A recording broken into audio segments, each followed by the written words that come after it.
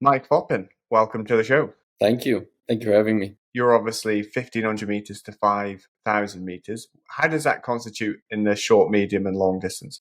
I would say it's more middle distance, but that's because I train among people also run marathons, so I see them as the long distance runners. But as people like the 400-meter runners, if I meet them at like training camps or wherever, they would call me a long distance runner because for them it's long distance. So it's a bit hard to classify, but I would say I'm middle distance. But casually, I move up sometimes to a bit long distance, and sometimes I do a bit short distance. So it's a mix of all. In the athletics world, when's the off season and then when's it peak season? Do you know, in the winter, are you more building and training, or is there still competitions? Well, it depends what kind of runner you are. So actually, there's something for everyone at every moment in the year. So I would say the typical marathon seasons for the marathon runners would be spring and autumn. So like, let's say March till June and maybe like September till November or beginning of December if you go a bit more south of Europe. But my season as a track runner is usually runs from like beginning of May until beginning of September. And then typically for me, September is like a bit the off period. And then October, November is like gradually building up into the training again. And for most athletes who I compete against is like the winter is really to build a base, like you said, but to do some races in between. So we have the cross country season as well, starting now around beginning of November, end of November. Usually runs until like January, and then most people get into a bit of indoor running. So it's a lot to choose from. And I know like this is from a European perspective, but like in the US, it's different again with college. In Australia, it's totally different because I think in Australia, sometimes they even have like Olympic trials in January or February. So it's different all over the world. But I think the main track season is always between May and September for like everyone in the whole world. You're now in a build stage at the moment, and what does a typical week of training look like for you? Normally, it's quite big mileage, quite high mileage. So I actually train twice a day the whole year round. But in this period, it's a bit slower runs, but a bit higher mileage. So typically, a Monday would be like two easy runs, let's say 10K or 45 minutes, or one a bit longer, let's say like 15 or an hour, 15K or an hour, and the second one a bit shorter, like half an hour. And that includes like a strength session after the half hour run to do some like strengthening. Tuesday is typically kind of a fartlek session, so some interval and like a second easy run. Wednesday is for me usually kind of a long runish day, so it would be like 20K or like 80 minutes, 90 minutes. Then the afternoon we usually have off. Thursday is a bit threshold. I don't know if that's like for some people that might sound like a weird term. It's a bit you run at a pace that you don't have to push too hard, but you stay under a certain threshold. I will not go into the real like background on that, but it's more of a steady run pace. And then Fridays is a bit similar to Mondays, so like easy running and some strength and conditioning. And Saturdays is hill sprints, and Sunday is another long run. So that's a bit the typical structure. But I have to say that the past period I've been a bit injured, so I came out of the track season with Achilles tendon issues, and now I've been trying to get back into my normal training routine again. But yeah, it's still a little bit adjusted. So I would do some things on the bike or maybe in the pool to get my training in, but not everything with the same impact on the body. What's the thinking behind doing two sessions a day? Why do two 10K runs when you can just do one 20K run? Yeah, it's a good question. Sometimes I ask myself the same thing because actually you have to like prepare yourself for two separate trainings, put on your shoes. It takes more time to do it in two runs than in one. But I think the impact on the body is way less if you do 10K. So I think everyone who's ever done a run knows that the longer you run, the heavier it gets on the body. But say you would have a break after 10K, have some hours to recover, and you would do another 10K, it might feel like a very easy day. So I think this is the reasoning behind it, to still get like the mileage in and to work a certain amount of time at a certain like cardio level, but not impact the body too much. You touched on there that you had an Achilles tendon issue. What happened there? Well, for me, the track season was a bit of a track season with injuries in general. So I tore something close to my Achilles tendon in July. luckily just a small tear, so it only took me like about 10 to 12 days to get back into running. And then I was in preparation for World Championships for Budapest. And I think it was 2 weeks out. And I think as an athlete, you're always balancing a bit on a thin line, not to get injured, but to do enough training. It's hard to find that balance. And then especially in this last preparation before championships, you start taking a little bit more risk. The sessions become a bit harder. You try to get everything a bit sharper. I think I just overdid it. So I had a travel day to Paris, where my coach is based and my training partners are based. And then in the evening, so after the flight, I did a quite hard session on the track, and something just snapped in my Achilles. It was not like a specific moment, but I felt it coming into the session. And yes, if you run often, you know certain pains are all right to run with, but this one, it was pretty clear that was not going to be like something I could run with. So from there on, I just adjusted training for 2 weeks, tried to get as fit as possible towards World Champs and be able to run there at least, because the last 2 weeks I could barely run. So I managed to at least do that and finish the race. But after that, like the aftermath of taking all the painkillers and like pushing the body to its real limit was coming a bit. So since then, it took me about 4 to 6 weeks to get back into a little bit normal running. And you say you're constantly finding that fine line between training and then not overtraining or getting injured. What sort of preemptive things are you doing to mitigate any injury? Well, I think the basic training program is a very important part of it. So, and structure. So you basically prepare your body to have a certain strain every day. And I think that's something you have to build up. You cannot just go from never running to running like pros do, like 150, 160 kilometers a week. So I think that build up is very important.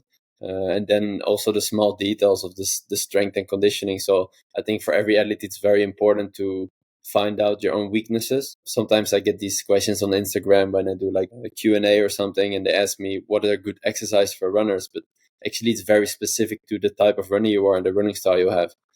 I can give you the exercise that are helpful for me, but it doesn't mean they're helpful for you. So I think it's very important to find out for you specifically what helps. And for me, it's been known that I like have problems with my around my ankles, around my feet. I have weak feet. I go through them a little bit when I run. So I had to figure this out the hard way by getting some injuries and doing exercise to get rid of it, and forgetting to do the exercise for a while, getting the same injury again. That's a bit the cycle we go in.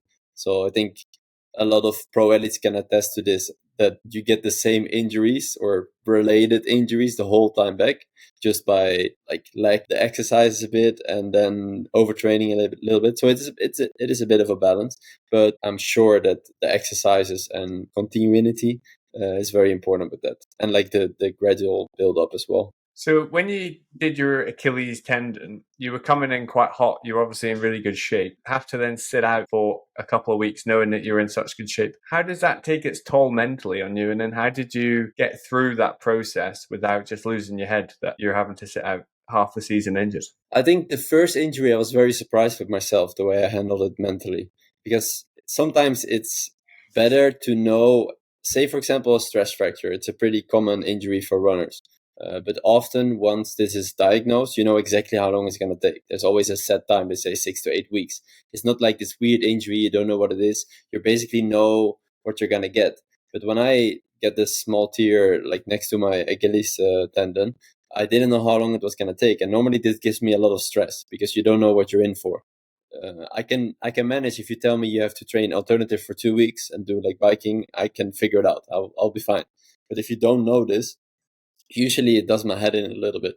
I don't know. I think I was in a very positive mood then, and I didn't feel the stress that much because the pain itself while walking was not that bad. So I was not constantly reminded by the fact that I had an injury.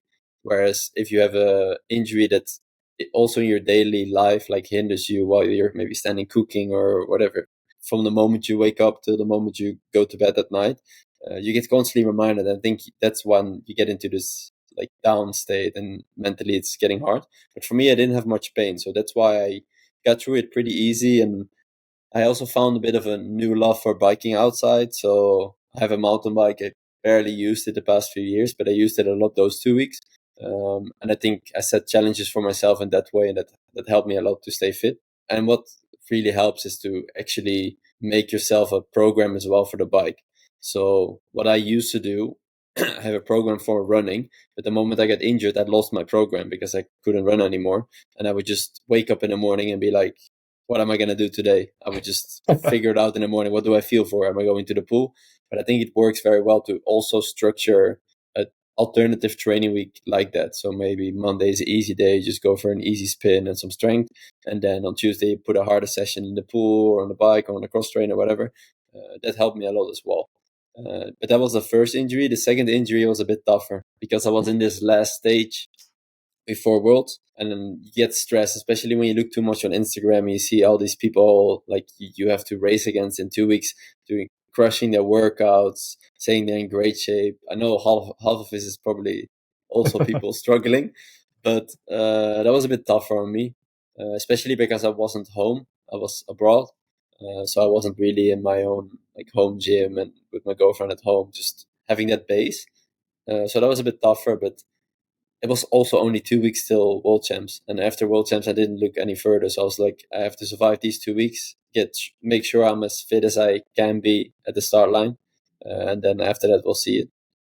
And then after Worlds, I had this rest period, so I could let go of it a little bit as well.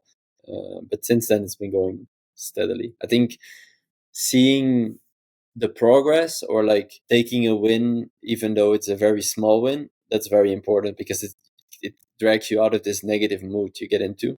But also having a safe and good support team around you, I think. I remember with my first injury, I was at the track doing a workout just next to my house, and I'm lucky that my physiotherapist practice is like 200 meters from the track. And I remember still standing with my spikes on the track, calling my physio. I said, I did something, I need to see you. And I think 20 minutes later, I saw him. And it also gives peace for the body and for the mind to know, like to have a first insight of how long is it going to take. So I think that's very important as well. I see a lot of athletes having a special or weird injury, they cannot figure it out. And they stop at a certain point trying to figure out what they have. Whereas I think it's very important to have the diagnosis right because it gives calm for the mind. When you're training, what sort of balance between track work and also road work and trails are you running? What percentage split are you running on? It depends a bit on the period. So I'm lucky that in my hometown in Nijmegen in the Netherlands, I have a beautiful forest. And I think every runner can attest to that. Just running in a forest, it's just the best thing there is, like alone in the nature. So that's where I do most of my easy runs and my training. The more specific work depends on the period. So in this base period, we didn't touch the track for about 6 to 8 weeks just to change the surroundings, get some work in the forest, do some trails, run a bit on the road. But I think as soon as we get closer to the indoor season or to the outdoor track season, we'll touch the track a bit more. But typically, I would say we go to the track once a week only. So you mentioned when you were injured, you just like having a plan, even if it's on the bike, having a plan. What is it about a training plan and that structure for your day and your week that you find so vital?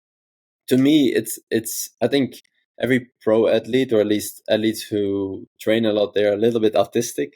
So when something is on, so it's like when something is on the plan, you want to do what's on. Sometimes it's not good because you might overdo it just because it's like you don't listen to your body anymore. You just follow the plan. But especially when you're injured and you say, for example, you struggle to motivate yourself to come out of bed because you know, oh shit, I cannot run. I have to sit on this stupid home trainer on the bike again. But then knowing that that's on the plan and knowing that this plan is well thought and actually has a purpose, that helps me a lot. So I would not just write random things on the plan. I would actually think it through, talk to my coach, and make the plan actually specific to the goal I'm working towards. Because that just makes it easier to get out of bed and do the training, I would say. You have the Dutch record for the 5,000 meters. Is it 13:11? Is that correct? No, it's 13:05 since this summer, Oh, actually. very good.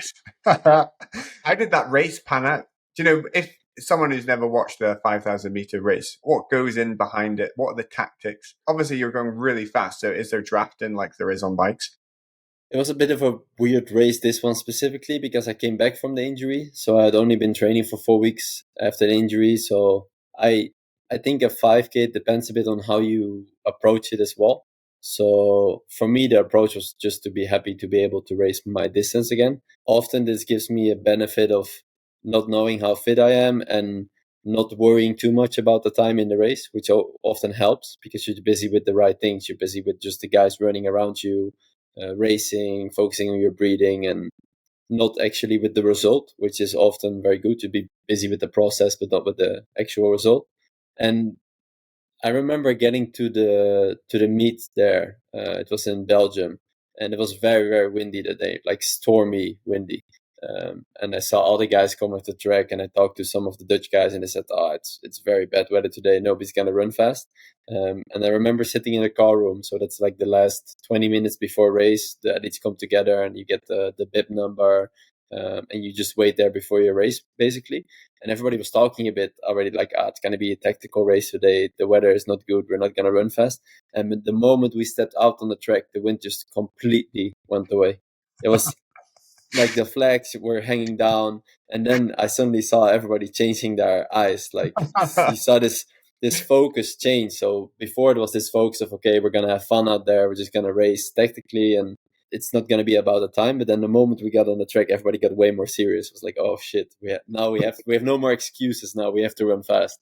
And this is when I realized, like, okay, I'm in for a tough one today. First race after the injury, a lot of like strong guys in the race. So then I also totally let go of like anything. Actually, I just went with the group, focused on not overdoing it, but also not losing the group. So it's weird sometimes when I think back of the things I think in the race are very random. So sometimes you would find yourself like just thinking about, oh, he has a nice singlet or whatever, or he's running with weird spikes, like just anything to get your mind off the pain that you're feeling, actually. And I would say especially a 5K is a distance where you can really suffer a lot. It's not that long. I mean, it's not a marathon, but the intensity of the pain is quite high. Get it already after, I would say, like 40 or 50% of the race. And especially if you're not really feeling well on a day, it's a very painful distance.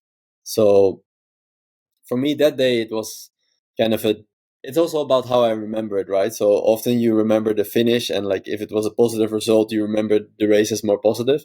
But for me, I remember from old races that I ran well on the 5K, I always said like, oh, I didn't feel tired at all in the race. But this time I actually didn't feel so great. So I was really suffering through, but it just ended up to be a very good result. But I remember thinking after 3K, like, how am I going to survive another 5 laps? That's really typical for the 5K. Have you come across a park run before? It's like a 5K in Britain around some park, and they're Yeah, really popular. And yeah. obviously, with a 5K time like yours, if you were to give, say, 3 bits of advice to someone to run a faster 5K, what would those 3 bits of advice be? That's a good question. I would say important is to like get familiar with the pace you want to run. So I think people doing park runs, they often have a goal for a certain time, especially on 5K, because it's such a, like we say in Dutch, we have a term, it's tempo hardness a little bit. I don't know if it's an English term as well. So you want to run at that pace in training before, because you have to get used to the feeling of it. So I think that's one important part in the preparation, like touch that pace a few times. I'm not saying you should do already a 5K in training and try for as long as you can, but let's say do like 5 times 1K in that pace with like 2 minutes recovery. That would be a very good session to prepare yourself for a good 5K. The second one is to, like I just said, focus on the process and not on the result. So in the race, try to distract your mind by like chasing the people around you, finding someone to follow, just anything to get your mind a little bit away from the pain. Because if you keep focusing like, oh, it's so painful, it's so painful, it's so painful, it gets even more painful. And the third one is dividing it well. So I think a 5K is best run with the first 2K maybe a little bit quicker. The third and fourth K, give yourself a small moment to breathe and recover a little bit, and then a fast last K. That's how I ran my best 5Ks. But I've also heard people doing it very progressive, so starting a bit slower and then building them up towards the end. The worst thing you can do is go out way too fast the first K, because then the pain I was just talking about comes after 1K already, and then it's a long way to go. You set your 5K time on a track. How much quicker is the track compared to, say, the road when it comes to setting a fast 5K? It depends. It's also different for different people. So I know people who prefer the road actually, because often on the road it's just straight left turn, straight left turn, and then you did a 5K. What helps me on a track is actually the laps. So, like I just said, I sometimes struggle if I'm thinking too much about the end result. But on a track, you're so busy with going into the next turn, the racing aspect. You're very close to each other, which actually helps me. It's more of a distraction, so I'm more busy with the people around me than like the actual result or the way I feel in my body. Whereas I think if you run on the road, you can become very aware of what you're doing. And I prefer the track because of that, because it's just laps. So I just have to focus on what am I going to do the next lap? How is the situation going to change? But for some people, it's awful because it is 12 and a half laps. So if you're 200 meters in, you can count down 12, 11, 10, and then it can feel like a long distance. So yeah, to me, the track is just, it helps me mentally, but I can also imagine for a lot of people, the road is more fun. Have you always grown up racing on the track? I think I started, my first race was actually on the road, but I've always been a better track runner than I've been at other events. So there's people who are very good at track, but for example, also very good at cross country or road racing. For me, it's always been the track. So all year round, I will do races on an indoor track, on or in the forest or on the road. But the actual outdoor track is my best event, where I think where just my body gets its max potential out of it. That also has to do with my body type. So I guess I'm pretty tall, pretty long stride, and especially on the road or in the forest, it's often a little bit hilly or turning a lot. That just doesn't work very well for me. You said you did hill sprints on like a semi-weekly basis. What's the thinking behind that, given that if you're racing on the track, it's pan flat? I think it's, well, one is it's a change of surrounding and change of training, which is always good. I think you give your body new strain, new stressors, which it can adjust to, which I think is very important. So that could also be done by, for example, just doing a different lap, which is a little bit hilly, like not always doing the same lap. It's just to give your body new insights, and even for motivation, it helps as well. But the actual physical part is more the strength. So we often do short hills, so it will never be more than 300 meters. So it's really like speed, and it's meant to be an extra strength session to just get quicker. Earlier this year, you did like a prolonged altitude camp in Flagstaff. Obviously, when someone thinks athletics, they think Nike, and when they think Nike, they think America. What's it like racing across in America versus in Europe? I've been in America a few times, but for running, actually just twice now. So I was there for the first time last year in Boston. I did an indoor race at the university there. It's totally new for me because in Europe athletics is big, but it's not like in the US. In the US, it's like a very popular sport, and I noticed that. So the meeting I did was like a college meet, and to me it was insane. It was like 15 indoor 5Ks within an hour or something, or like within a few hours. And the college kids, they all stayed there when the pros came, and they were standing there cheering. So it was very cool. And I wish some of that hype they have in the US would come over a bit more to Europe. So in Europe, it's very selected group of athletic fans, whereas in the US it's way more broad. So every random person there would like to watch athletics, and here it's a bit more, you have these fans who come to all the meets. But yeah, you notice it just in, like you said, in Flagstaff when we got there. It was a bit of a weird period, so not the most busy period, but you come across pro runners every 5 meters almost. It's just it's like in Europe we don't have many professional teams in running or in athletics in general, but there it's like every city has 6 or 5 pro teams. Every sponsor has their own pro team in every city, and that was very like cool to see up close. It's funny the difference between the EU and US because I was speaking to last week Francesco Pupi, who's a Nike trail athlete. He was saying that in Europe, trail running is massive, and in the US, it's less so. And then you're Yeah, saying in the US, athletics is massive, and then but not as much in Europe. Yeah, I guess in Europe it depends a little bit on the country. So I know in the Netherlands it's growing a lot now with the likes of Femke Bol, for example, taking medals at the global stage world champion this year. So that's definitely helping for athletics. You can see it at our national champs. There's way more people, but in some countries you can literally see a sold out stadium for national championships. That's we don't have that in the Netherlands. And in the US, it's like the biggest thing. Olympic trials is their big, almost their main event in the US. And I wish it would go a bit more to that. But I guess with stars comes more fans. So I hope like somehow in Europe we'll find a way to show more of our stars and create more fans in that way.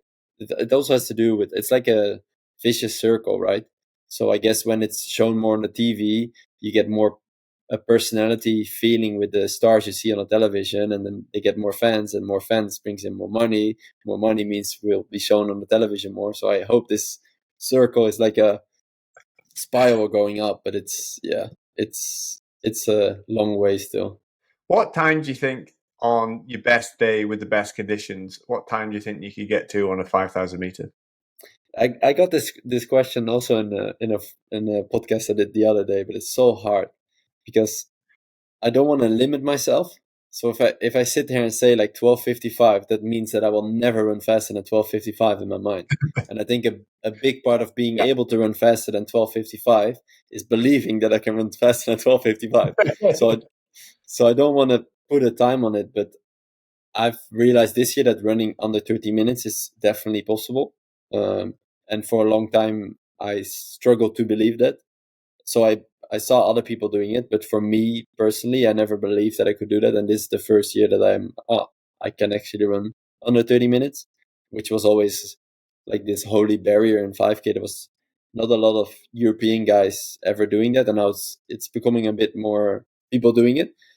But other than that, yeah, I don't want to put a time on it. But yeah, it's hard to say. I know the world record now is I think 12:33, so I don't think I will ever run faster than 12:33.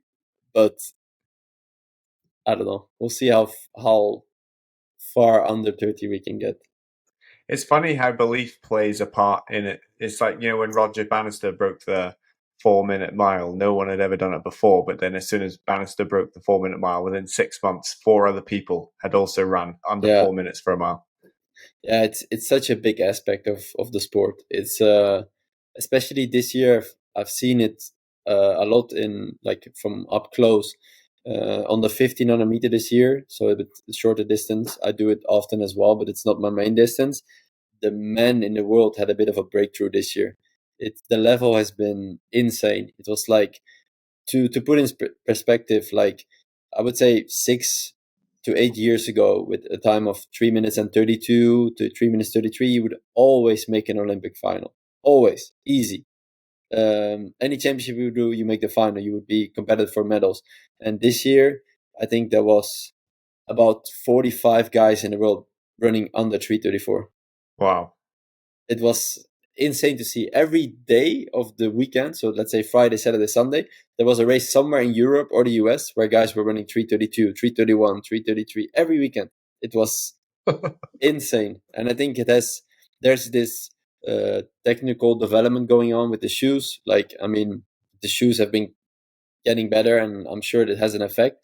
But also just seeing your neighbor kind of running 3:32 means like, can he do it? Or my training partner, who I train with every single day, if that guy can run 3:32, why can I not do it? That's really such a big aspect of it. And I think you will see it on the 5K as well. It's just on 1500, it's less strain on the body, so you can basically run a 1500 every 5 days if you had to. And a 5K, you have less chances. But I think on 5K, it's also visible that people see their training partners do well, and they believe they can also.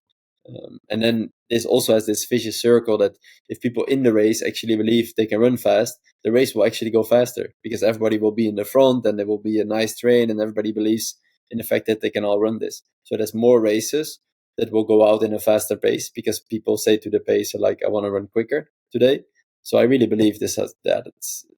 That's just such a mental development the guys made this year, and you see it in different events as well. But for me, up close, that was something that really like stuck out. You mentioned the technical development of the shoes. From a outsider's point of view, what are they doing to the shoes that's increasing the running time so well? So I think it's now already 8 years ago. The first shoe with a carbon plate was released by Nike. I think they were the first. Yeah, I think so. And now, obviously, all the brands have their versions of the carbon shoes and the carbon spikes.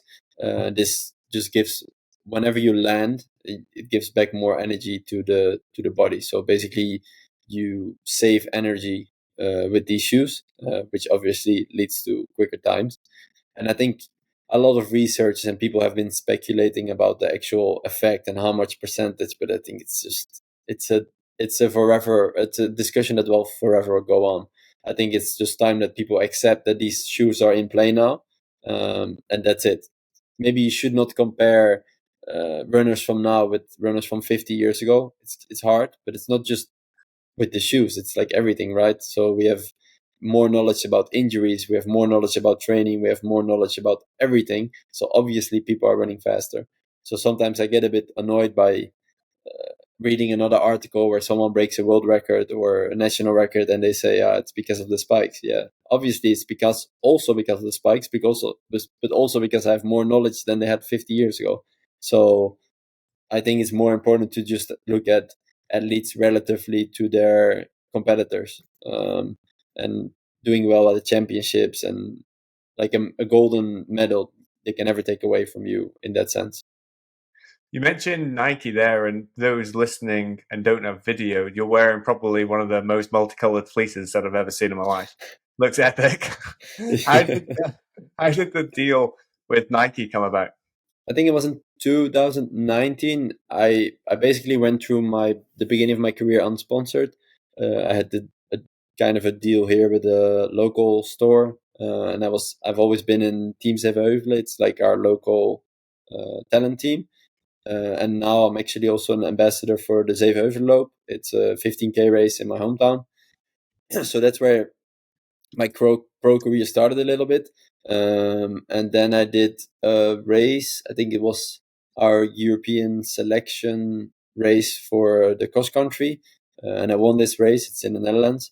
And I was running there unsponsored. So I was running with Nike spikes, Nike socks, Nike gloves. But the kit was just my team kit. And then my manager, I think actually the Simon Beirut is his name. He's a Nike representative, helping, like, giving out contracts, kind of. Um, and he was there. I think it was maybe his first race in the Netherlands. He had just moved to the Netherlands, and then he sees this guy running in all Nike, but not having any like sponsor, winning a pretty important race. And from there, it went a bit. I've always said, like, people would call me Mikey Nike.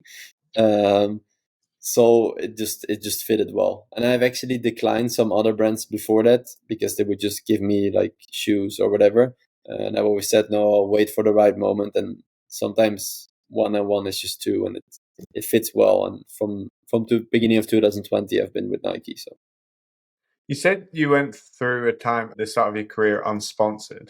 How did you then sort of support yourself through that? Did you have to get a job? And I suspect that's quite tricky then balancing with training and maintaining freshness for races. yeah, so I studied psychology from 2016 till 2000, beginning of 2020. No, a bit earlier, 2019, I think.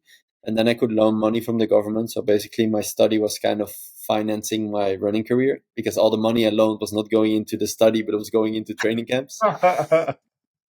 So I was living in a deficit a little bit, knowing that I had to pay back the money. But I mean, you gotta invest before you can earn from it. And the thing that was always clear to me was I want to become a professional runner, and I will do everything to get there. And if I'll try and I'll fail, that's fine. Then I at least did everything for it. So that's how I was living in that period. But then I stopped studying for a year because Olympics was coming up, and I felt like if I take a break from studying now, I might actually have a chance to make it. And then everything went pretty fast. So I started working in this coffee bar for 20 hours a week. Did that for 2 or 3 months, and yeah, it was not optimal, but at least I could pay the bills. And then I gave a presentation for our team, And then the new boss for this race I just talked about, the Zevenheuvelloop, which was actually yesterday. Um, he came up to me. He said, "How much would you need for you to stop working and just focus completely on your sport and Olympics?" And then we figured out the details, and like from there on, actually my pro career started. So it was actually the race who kickstarted my pro career, and then about half a year later, it was Nike coming in and some other small sponsors. So from there on, it's been growing. And since then, I actually have never had to worry about finding sponsors. So that's I feel fortunate with that, because in the Netherlands it's quite hard to find sponsors. Like I said, there's not many pro teams in Europe, and especially not in the Netherlands. So I feel very fortunate to be able to live that way. You said you worked in a coffee shop there. Were you a barista or were you a waiter? Now I was a barista. So not only are you a Nike athlete, can run a 13:06 5,000 meters, but you can also make a mean flat white. uh, I could back then. I wouldn't say I could still do it. Maybe if I have a week too. I'm not much of a coffee drinker as well myself. So actually, when I started working there, the first question obviously asked like, "Are you known with coffee?" I was like, "No," and I would never drink coffee before that, but there I started drinking a little bit. I actually have a really funny story, because they were very fast with like in the beginning we wouldn't get a course or something. They would just assume you would figure it out while working. And I think it was my second day, and my boss who had been helping me out had to leave for about half an hour. I was like, fine, because most people just come and say black coffee, cappuccino, flat white. It's the normal things, right? So I had figured that out after one day. Most people asked that. And then there was this girl coming up to me, and she asked for a curcuma latte. What was one of them? and her friend asked for a red velvet latte, and I had no idea what they were asking for. So I was like, shit, what am I doing? So I just made a latte, and they were just talking to each other. And then I went to the back, and I was like, fuck, I have to figure this out. So I just added some honey and like some sugar to give it like a little bit different taste, and I put some cinnamon on, and then I gave them both the same thing. And then I was like, okay, we'll see how this works out, because I had no one to ask. I didn't have a phone. I was just, yeah. I gave that, and then like 20 minutes later, one of them came back and said, it was so nice. I'll order the same thing next time." No. I had no idea what I made.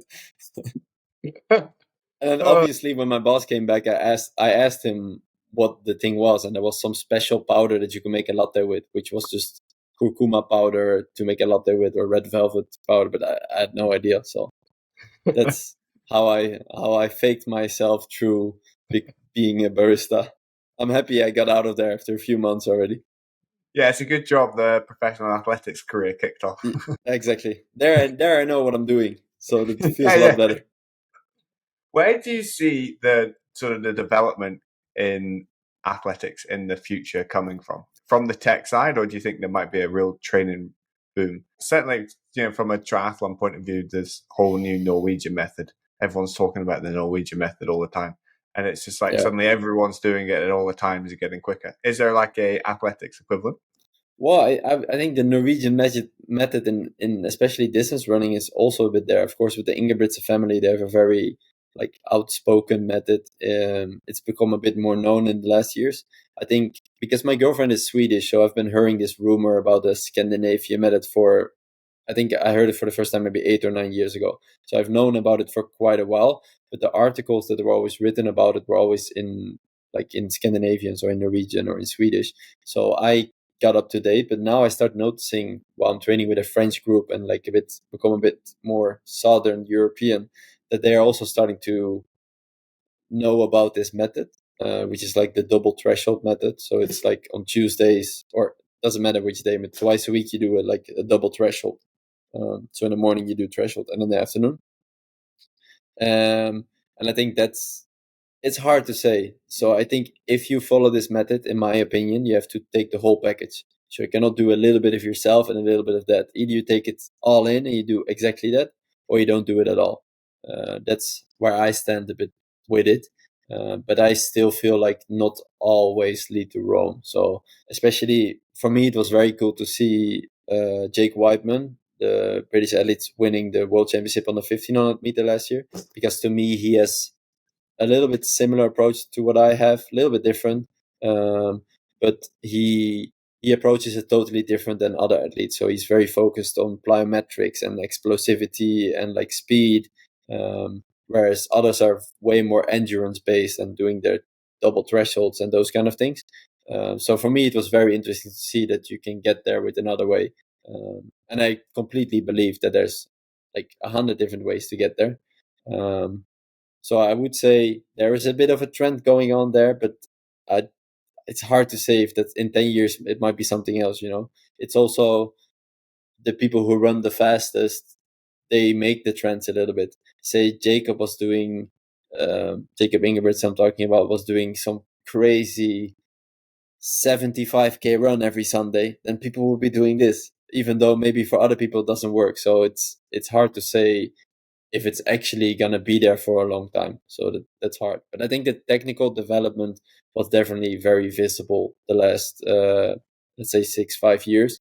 Especially now with the other brands also developing their carbon shoes. There's more choice on the market, and that creates even better shoes and faster shoes. But at this point, I think World Athletics 2 years ago has released the rules regarding like regulations regarding the shoes. So I think at this point it will like kind of flatten out a little bit the progression in the shoes.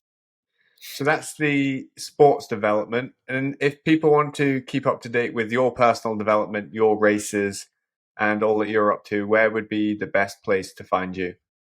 I think on Instagram, I'm most. It's just Mike Foppen on Instagram. I think I update most of it there. Sometimes I'm a bit quiet.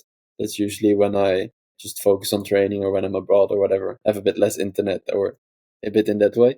But usually, or actually, all my races, I'll post something about it there. Terrific.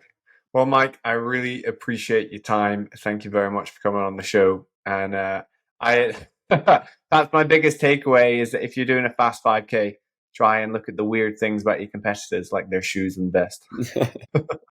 Yeah, if you're trying to become a barista, you'll figure it out in any way. Great. All right, Mike. Well, thank you very much for coming on the show.